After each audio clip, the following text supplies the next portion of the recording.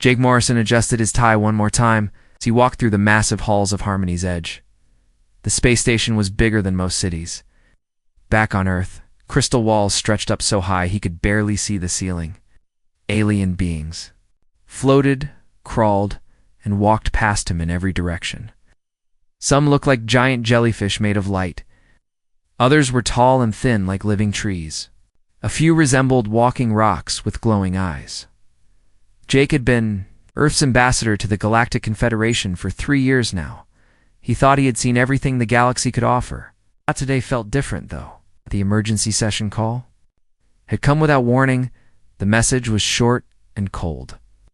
All species were required to attend, no exceptions.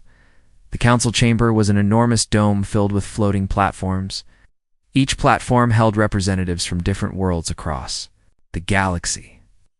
Jake found his spot on the human platform, a small metal disc that hovered near the bottom of the chamber. Above him, hundreds of alien species looked down with eyes that showed no friendship. High Chancellor Vextar of the Zephyrian Empire rose from his crystal throne. Zephyrian looked like a living statue made of blue glass. Light flowed through his body like liquid fire. When he spoke, his voice rang like singing crystal. Fellow beings of the Confederation, Vextar began. We gather today to address a growing threat to our peaceful galaxy. The species known as humans have violated the sacred balance of nature itself. Jake felt his stomach drop. He had expected trade disputes or border issues. This sounded much worse. The Chancellor waved his hand, and a huge display appeared in the center of the chamber. Images of human colonies flashed across the screen. New Montana, with its red soil and volcanic mountains. Haven's Rest, with its deep blue oceans and floating cities. It's Paradise Valley, where humans had turned a frozen wasteland into farmland. Look at what they have done, Vextar continued.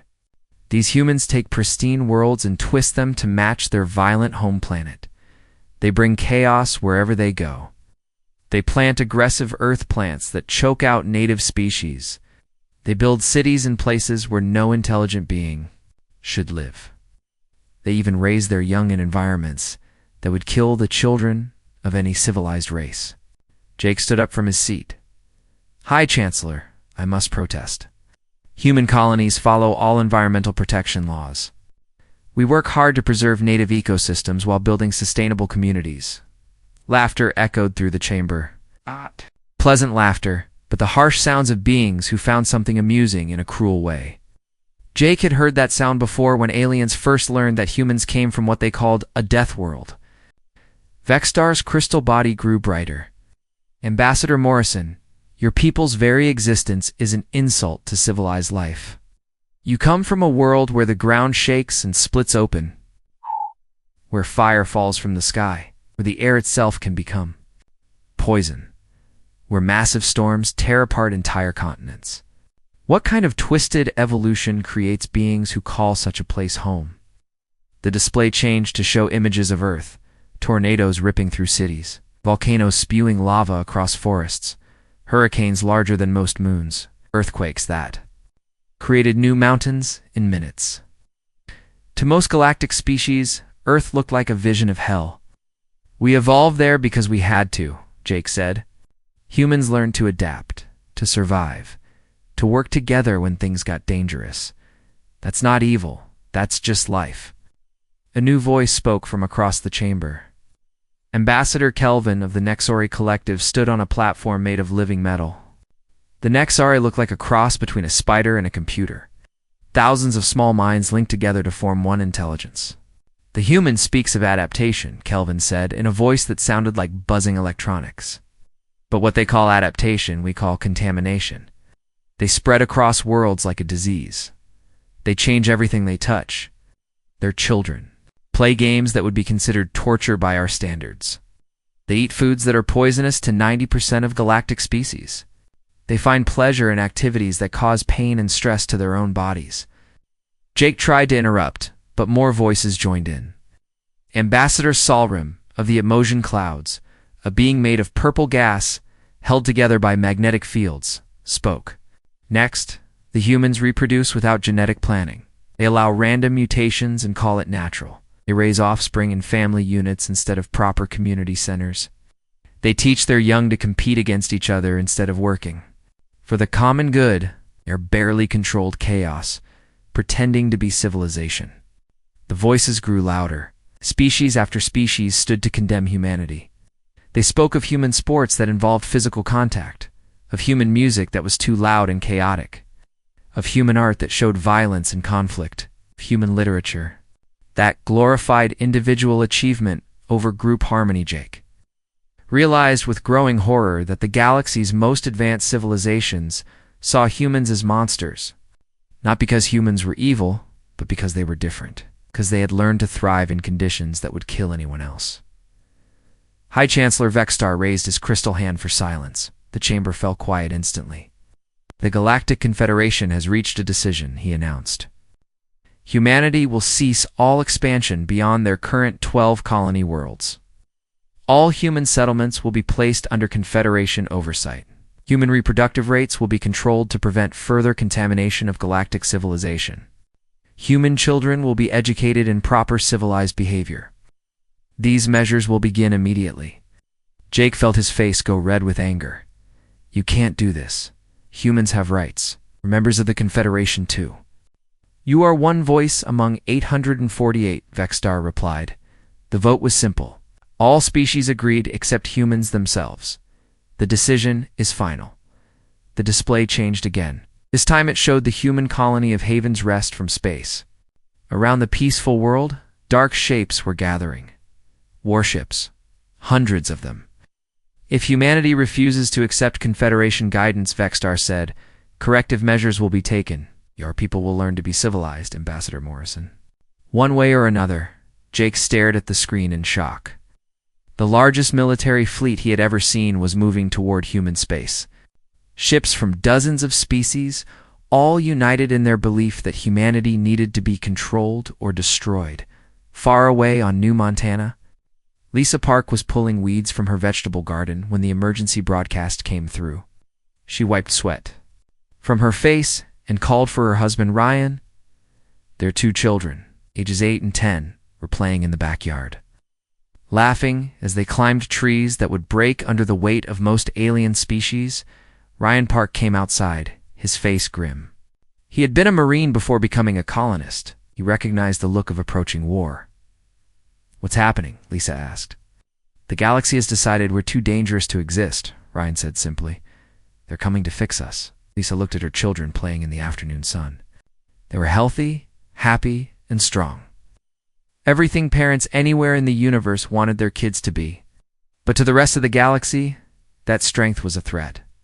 What do we do? She asked. Ryan Park smiled, but it wasn't a pleasant smile. It was the smile of someone who had been pushed too far. We remind them why it's a bad idea to threaten a Deathworld species, he said. 3 months had passed since the ultimatum.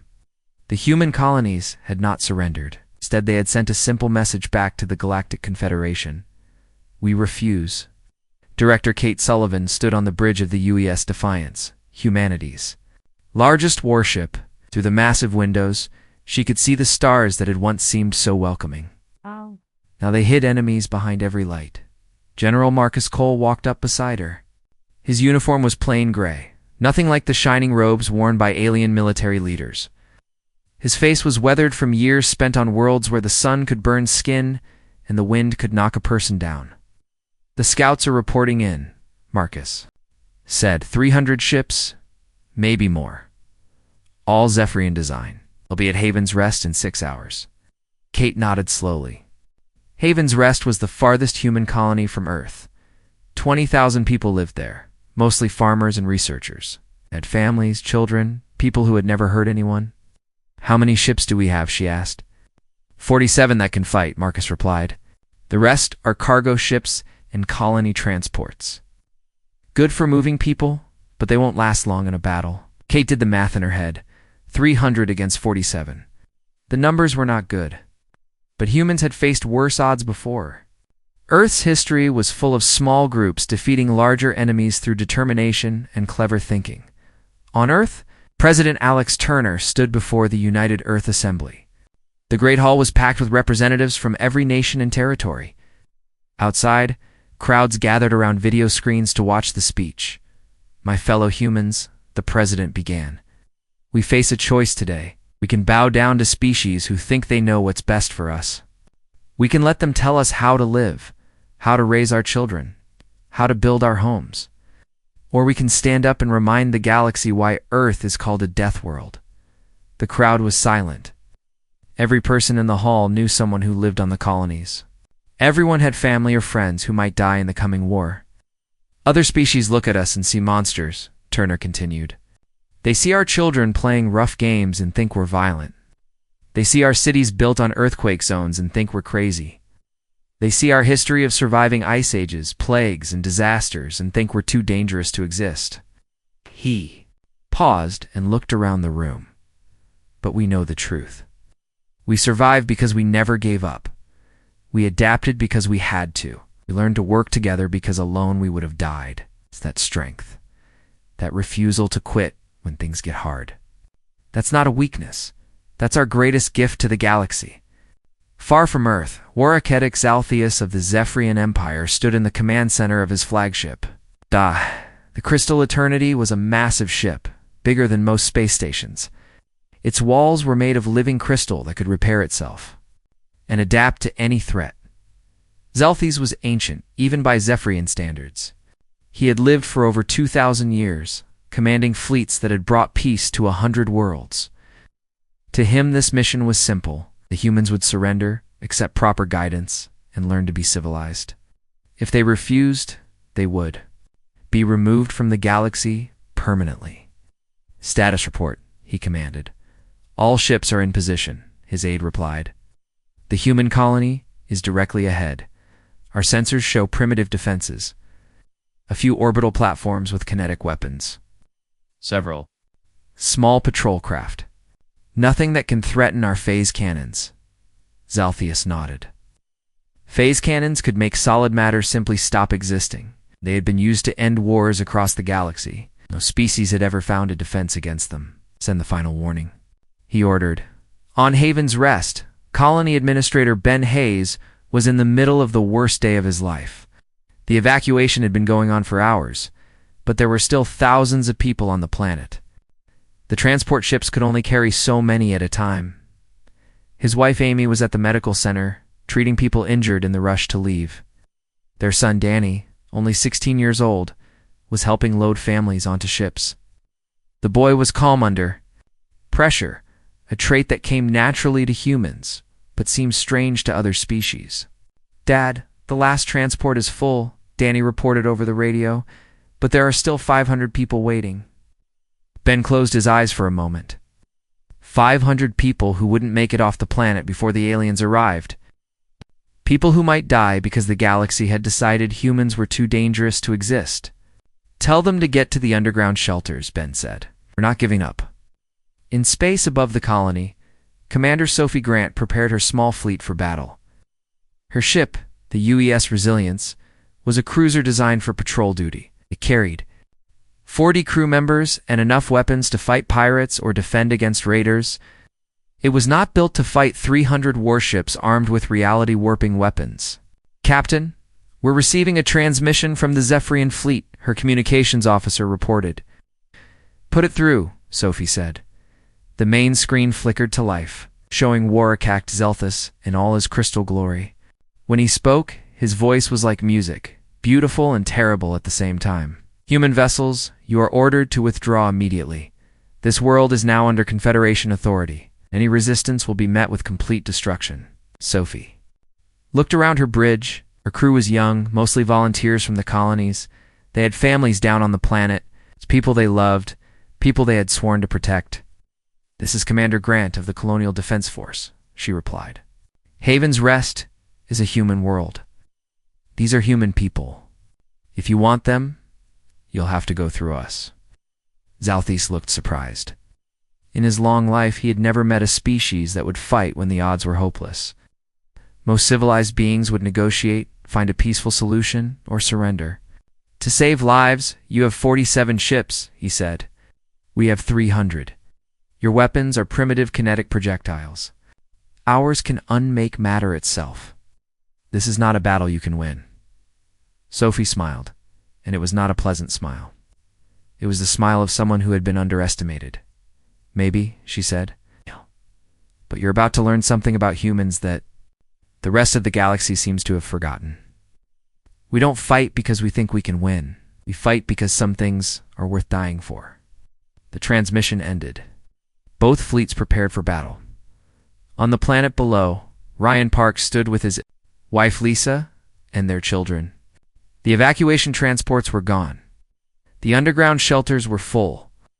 Everyone who remained would face whatever came next together. Are you scared? Lisa asked.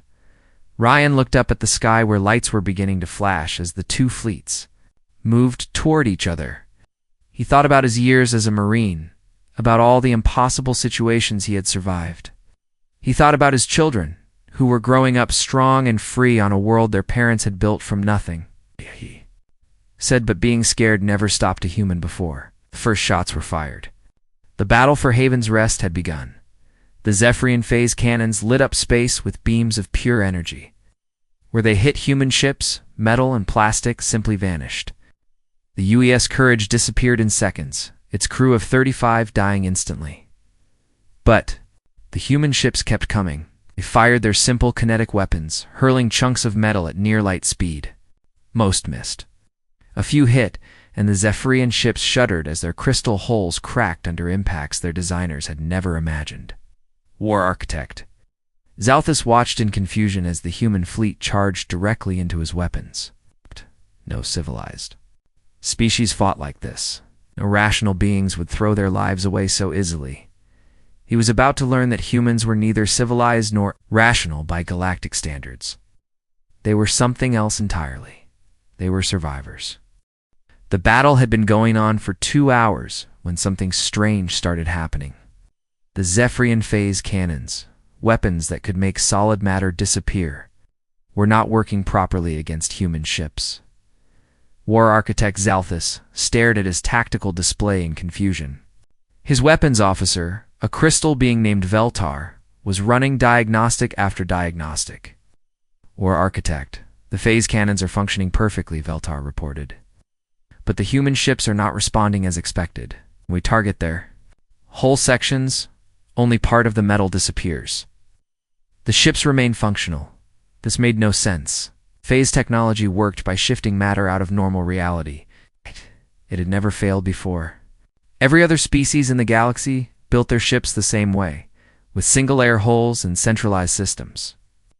When you phased out a section, the whole ship died. But human ships were different. They had multiple hulls, backup systems, and redundant everything. Even when parts of their ships vanished, they kept fighting. Captain Tony Martinez led his boarding team through the corridors of a damaged Zephyrian cruiser. His assault ship, the UES Reaper, had managed to ram into the enemy vessel before both ships lost power. Now it was down to hand-to-hand fighting. The Zephyrian ship was beautiful inside.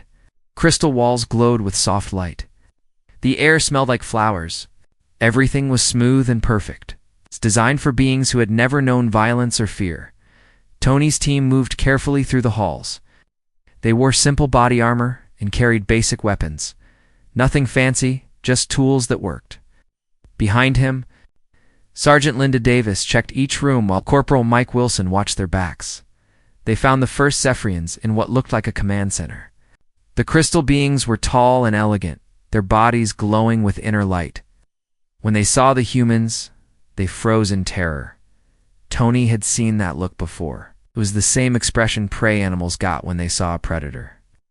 The problem was, the Zephyrians had never been prey animals. They had evolved on a peaceful world where nothing hunted them. They had no instincts for violence or survival. "Please," one of the Zephyrians said in perfect English. "We do not wish to fight. This is not how civilized beings resolve conflicts." Tony felt sorry for them. They really believed that talking could solve everything. They had never learned that sometimes bad people did bad things, and the only way to stop them was with force. "You should have thought of that before you attacked."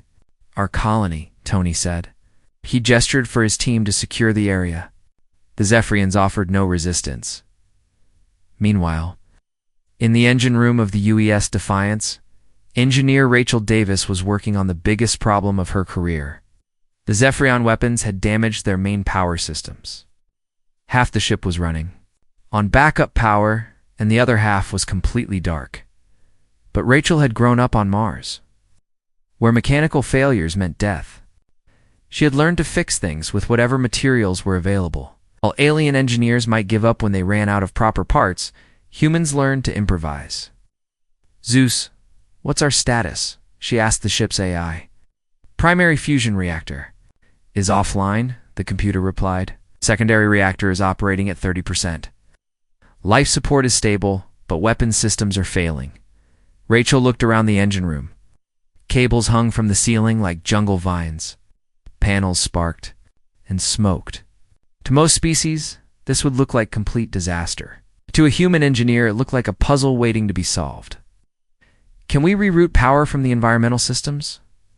she asked. "Negative. That would compromise life support for 800 crew members?" Rachel smiled. Most alien ships had perfect environmental systems that needed constant power. Human ships were built for people who came from a world where the environment was always trying to kill them. They could survive in conditions that would kill anyone else. "Do it," she said. "Humans can breathe thin air and handle temperature swings. Aliens can't."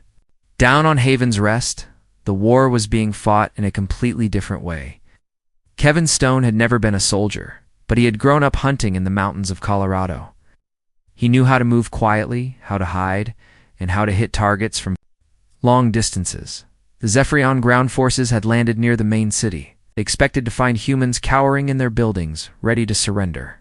Instead, they found empty streets and an enemy that refused to fight fair. Kevin and his team of civilian volunteers were hiding in the ruins of a shopping center. They watched as a patrol of crystal beings walked past, their bodies glowing like lanterns in the dark.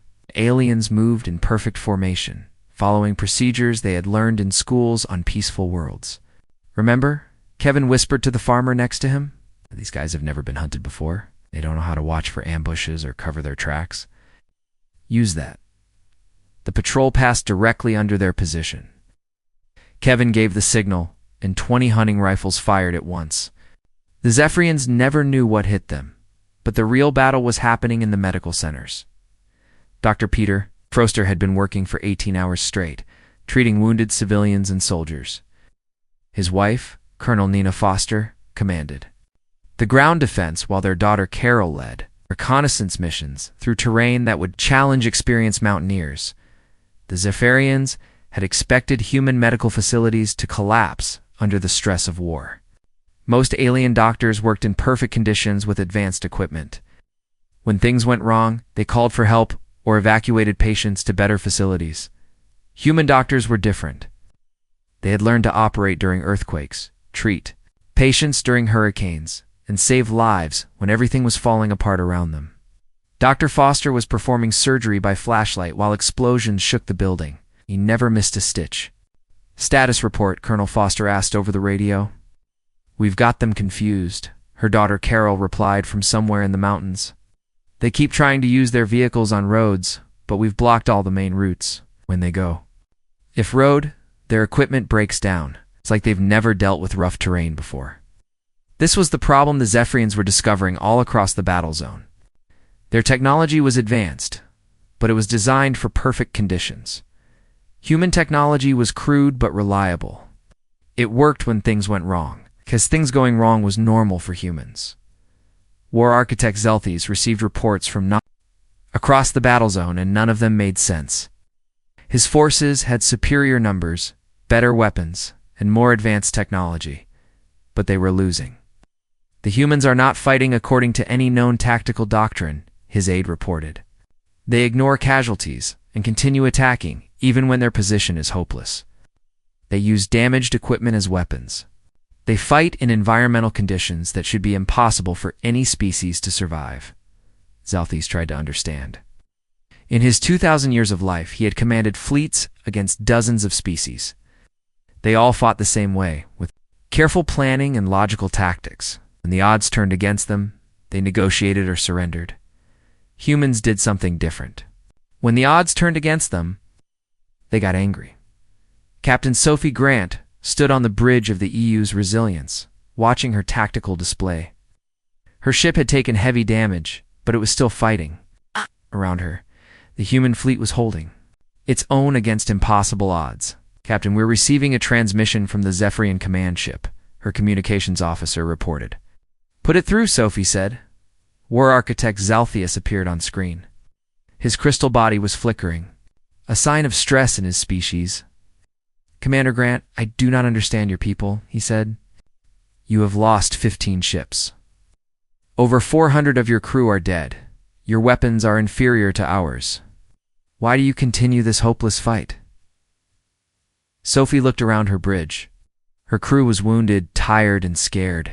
They were still at their posts, still fighting for their families on the planet below.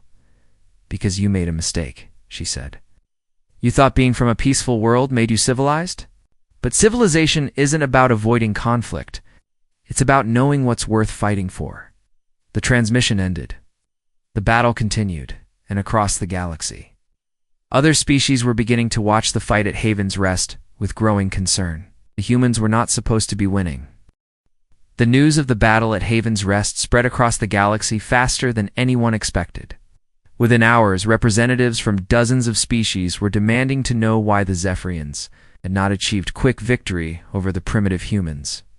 More ships began arriving at the battle zone. The Nexar sent their hive fleet of interconnected vessels. The Atmosians deployed their gas-form fighters that could pass through solid matter. The ancient Granites brought their mobile asteroid fortresses. What was supposed to be a simple police action had become the largest military engagement in galactic history. Admiral Helen Ross watched the enemy reinforcements arrive from the command deck of the U.S. Terra Nova. Earth's home fleet had rushed to Haven's Rest as soon as the attack began. Now she faced over 1,000 alien ships with barely 200 human vessels. "Admiral, we're getting communications from Earth," her aide reported. "They want to know if we need evacuation support." Helen almost laughed. Evacuation support. The idea that humans would run away from a fight because the odds were bad. Earth's leaders still didn't understand what made their military different from everyone else in the galaxy. "Tell Earth we're fine," she said. "We're exactly where we need to be." Captain Bill Jackson flew his fighter through a cloud of Atmosian gas ships, his engines screaming as he pulled maneuvers that would kill most pilots. Behind him, Lieutenant Mary Thompson kept pace, her fighter dancing through enemy fire like it was a training exercise. The problem the aliens were discovering was simple. They had evolved on worlds where flying meant avoiding obstacles and conserving energy. Humans had learned to fly by watching birds that hunted, fought, and survived in three-dimensional aerial combat. "Ghost Leader, this is Ghost 2, Mary called. Over the radio, "I've got 12 Nexori drones on my tail. Copy Ghost 2? Break left and dive toward the planet. Let's see how well their hive mind handles atmospheric flight." The two human fighters plunged toward Haven's Rest with the alien drones following. The Nexari pilots were controlled by a collective intelligence that made perfect decisions based on complete information. But perfect decisions only worked when you had all the facts. What the hive mind didn't know was that human pilots learned to fly in Earth's atmosphere, where wind shear could flip a fighter upside down without warning, and pressure changes could make engines explode. Mary and Bill flew through Haven's Rest storm systems like they were on a Sunday cruise. The Nexari drones, designed for the predictable vacuum of space, crashed into mountains or tore themselves apart trying to follow. Back on Luna, Dr. Frank Miller was making the most important broadcast in human history. Oh. His research station had been monitoring the battle, collecting data on every alien ship and weapon system they encountered. What he was learning changed everything. "This is Dr. Miller at Luna Research Station, broadcasting to all galactic frequencies," he began. "We need to talk about evolution." The transmission reached every species in the galaxy. In the middle of the largest space battle ever fought, everyone stopped to listen to one human scientist. "For the past 6 months, you've called us a death world. Species," Dr. Miller continued, "you've said we're too violent, too aggressive, too dangerous to exist. But you've misunderstood what a death world actually creates. His assistant, Dr. Lisa Chang, activated a holographic display showing Earth's history. Images of ice ages, asteroid impacts, supervolcano eruptions, and mass extinctions filled the broadcast. Every other species in this galaxy evolved on garden worlds, stable climates, predictable seasons, abundant food, no major predators. You developed intelligence to solve social problems and create technology. That's why your societies are so peaceful and advanced. The display shifted to show human evolution. Humans running from predators, surviving in frozen wastelands, adapting to environments that changed faster than any other species could handle. Humans evolved on a world that tried to kill us every single day for millions of years. We didn't develop intelligence to build perfect societies. We developed it to survive when everything went wrong. We're not more violent than you. We're more adaptable. On the battlefield above Haven's Rest, Sergeant Tom Bradley was proving that point in the most direct way possible. His squad had retaken the main spaceport from Zephyrian ground forces using tactics that no military academy in the galaxy taught. The aliens had expected humans to attack their strongest positions with... Instead, Tom's people had spent 3 days crawling through drainage systems, hiding in garbage dumps, and moving through terrain that the aliens considered impassable. When they finally attacked, was from 6 different directions at once. Using weapons they had improvised from construction equipment and farming tools, the Zephyrians trained in formal military doctrine had no idea how to respond to enemies who fought like creative barbarians. "Command, this is Bradley," Tom reported. Over his radio, "Spaceport is secure. Enemy forces have retreated to the commercial district. They're setting up defensive positions in the shopping areas." Colonel Nina Foster, coordinating the ground campaign from her command bunker, almost smiled at that. Shopping areas. The aliens were trying to fight humans in terrain designed for human comfort and convenience. "Copy, Sergeant. Hold position and wait for reinforcement. Do not pursue into the commercial district." "Understood, Colonel." "But ma'am, they're hiding in places built for human children to play. This isn't going to go well for them." The truth was becoming clear across the entire battle zone. The aliens had superior technology, but they had never learned to use it under pressure. Their weapons were more powerful, but they broke down when used outside perfect conditions. Their tactics were more sophisticated, but they fell apart when the enemy refused to follow the rules. War Architect Zalthius stood in his command center, watching his forces struggle against an enemy that should have been defeated hours ago. His aide approached with the latest casualty reports. "War Architect, we have lost 47 ships. The humans have lost 32. But their remaining vessels are still combat effective, while many of ours require extensive repairs." Zalthius studied the tactical display. The human ships looked like floating wrecks, holes blown in their hulls, weapon systems hanging loose, life support systems running on emergency power. By any logical standard, they should have surrendered or retreated long ago. Instead, they kept fighting. "I do not understand," Zalthius said. "How can they continue to function with such damage?" His weapons officer, Veltar, had been analyzing human ship construction for hours. "War Architect, I believe the humans designed their vessels to fight while damaged. They have multiple backup systems for every function, and we destroy their primary weapons, secondary guns activate. When we breach their main hull, internal bulkheads contain the damage. It is as if they expect their ships to be nearly destroyed and still remain functional." This was exactly right, but Zalthius couldn't understand it. Zephyrian ships were masterpieces of engineering, each system perfectly integrated with every other system.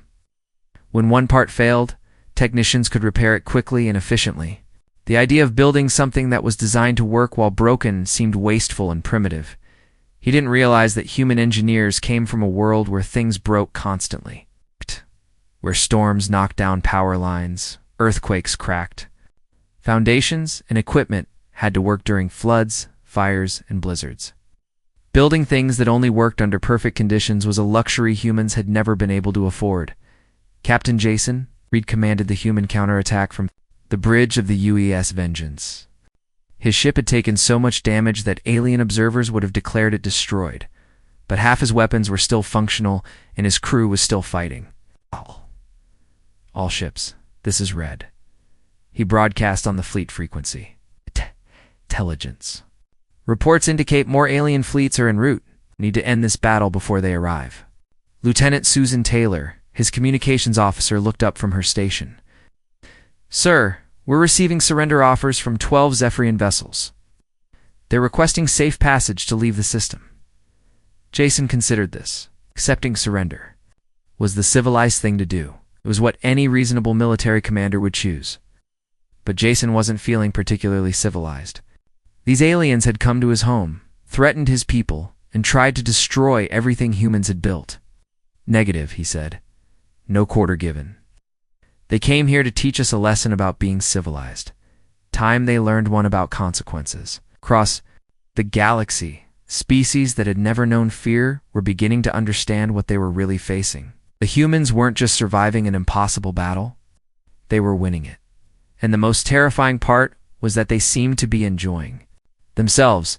Dr. Miller's broadcast continued, reaching every corner of galactic civilization. You want to know why humans are dangerous? It's not because we're violent. It's because we never learned to give up. When your species faces a problem they can't solve, they negotiate a retreat. When humans face a problem we can't solve, we change the problem. The battle at Haven's Rest was proving that point in the most dramatic way possible. An entire galaxy was watching one Deathworld species remind everyone why predators had ruled Earth for millions of years, and why they still did. The Crystal Eternity was the largest warship ever built. It stretched for 30 kilometers from bow to stern, its crystal hull glowing with the power of a captive star.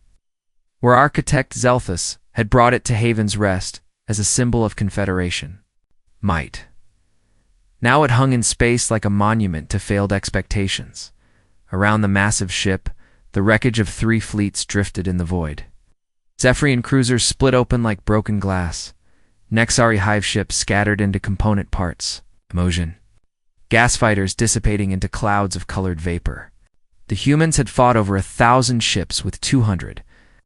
And somehow, they were still winning. President Turner stood on the bridge of the UES Defiance next to Admiral Helen Ross. Through the great windows, they could see the alien flagship. In the distance, it was beautiful and terrible, a perfect example of what advanced technology could create. Sir, we're receiving a transmission from the Crystal Eternity, the communications officer reported. War Architect Zelthus is requesting. A personal meeting with you? Turner nodded. Put him through. The main screen filled with the image of the Zephyrian leader. Zalthius looked different now. His crystal body was dim, flickering with stress patterns that showed his confusion and growing fear. President Turner, Zalthius began, I do not understand your species. We came here to bring order and civilization to your people. Instead, we have found something that should not exist in a rational universe. Turner stepped forward. Behind him stood the leaders of humanity's military forces. Men and women who had grown up on worlds where the weather could kill you and the ground could swallow cities without warning. What we are, Turner said simply, is what happens when a species refuses to quit. Zelthus shook his crystal head. This makes no sense. Your ships are damaged beyond repair, yet they continue to fight. Your soldiers are outnumbered 10 to 1, yet they advance. Your colonies should have surrendered when we demonstrated our superior firepower, yet your people dig bunkers and prepare for siege warfare. This is not rational behavior. Captain Jason Reed stepped up beside the president. His uniform was torn and stained with smoke from the battle. Rationale is a luxury alien. You never had that luxury on Earth. The transmission was being broadcast across the galaxy. Every species was watching as humanity delivered its response to the ultimatum that had started this war. You want to know? What makes humans different? Turner continued. Every other species in this galaxy evolved on worlds that took care of them. Stable climates, predictable seasons, plenty of food, no major threats. You learn to solve problems through cooperation and technology. The president gestured toward the viewport where Haven's Rest hung in space below them. We evolved on a world that spent 4 billion years trying to kill everything that lived on it. Ice ages that lasted millions of years. Volcanoes that blocked out the sun. asteroids that wiped out entire ecosystems, diseases that killed 90% of all living things. Engineer Mike Rogers worked frantically in the lower decks of the UES Defiance. He and his wife, Dr. Laura Rogers, had been studying captured Zephyrian technology for hours, looking for weaknesses in the alien phase weapons. "I think I've got it," Mike said, his hands flying over salvaged crystal components.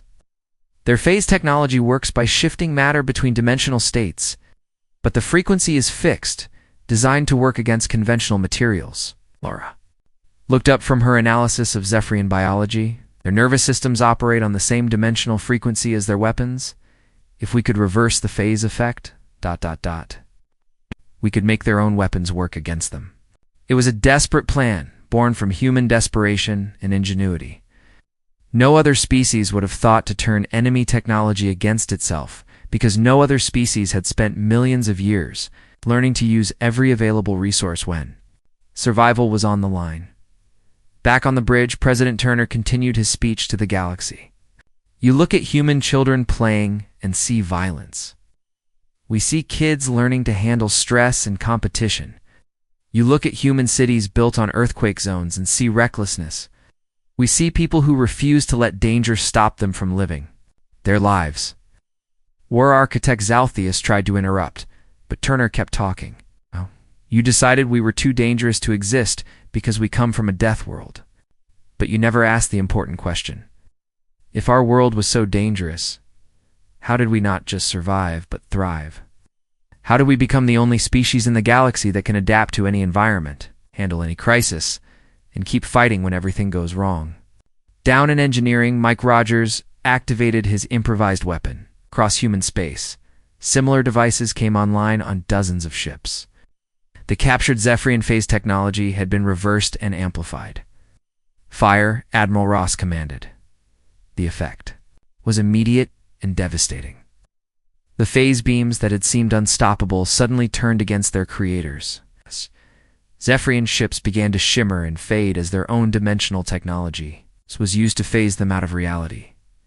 War architect Zelthus watched in horror as his fleet began to disappear. Ships that had taken centuries to build and perfect were simply ceasing to exist. But worse than the destruction was the realization of what it meant. The humans had taken technology they didn't fully understand and found a way to use it as a weapon in a matter of hours. They had improvised a solution to an impossible problem using nothing but determination and creativity. "Stop," Zalthius transmitted. "Please, we surrender. We will withdraw from human space and never return." Turner looked at the alien leader for a long moment. Around them, the human fleet held its fire, waiting for orders. "No," Turner said finally. "You don't get to surrender now. You came here to teach us a lesson about civilization. Now we're going to teach you one about consequences." Captain Jason Reed took over the transmission. "Every species in this galaxy needs to understand something. We didn't want this war. We wanted to explore, to learn, to build peaceful colonies and raise our families. But you decided we were too dangerous to exist." The crystal eternity shuddered as human phase weapons tore through its defenses. Zelthius fell to his knees as his perfect ship began to break apart around him. "Now you know why the ancient automated defense systems you sometimes find were built," Reed continued. "Previous civilizations learned what happens when you threaten a species that evolved by never giving up. They learned that some problems can't be solved with better technology or superior numbers." Admiral Ross opened a channel to all human ships. "All vessels, this is Ross. Destroy everything. No survivors, no prisoners, no mercy." The order would have shocked most galactic civilizations. Civilized beings didn't wage wars of extermination. They negotiated, found peaceful solutions, showed mercy to defeated enemies. But humans weren't civilized by galactic standards. They were survivors from a world that had taught them that some enemies couldn't be reasoned with, only defeated. The crystal eternity exploded like a dying star. War architect Zalthius and his crew of 10,000 died instantly. Around them, the remaining Confederation fleet tried to flee, but human ships pursued them ruthlessly. When it was over, not a single alien vessel remained in human space. President Turner made one final broadcast to the galaxy. Let this be a lesson to any species that thinks they can threaten humanity. We are the children of Earth, a world that tried to kill us for millions of years. We survived ice ages, meteor impacts, supervolcano eruptions, and mass extinctions. We learned to thrive in conditions that would destroy any other known form of life. He paused and looked directly into the camera. We wanted to be your friends, wanted to share the galaxy in peace. But you chose to see us as enemies. Now you know what we really are. We are apex predators who learn to use tools. We're persistence hunters who never give up. We're the species that made peace with death itself.